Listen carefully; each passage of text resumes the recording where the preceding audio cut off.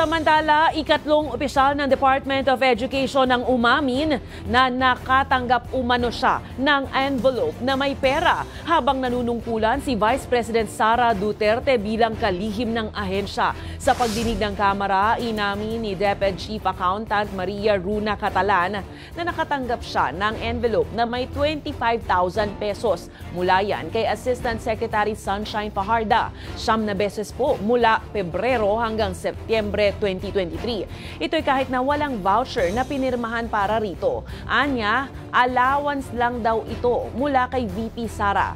Wala pa namang pahayag ang Office of the Vice President hinggil sa bagong isyung ito.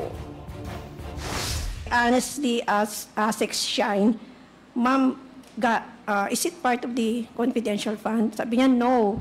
It was just an allowance from the Vice President. So, for me, honestly, I receive it knowing that it was not part of the confidential Who gave you fund. the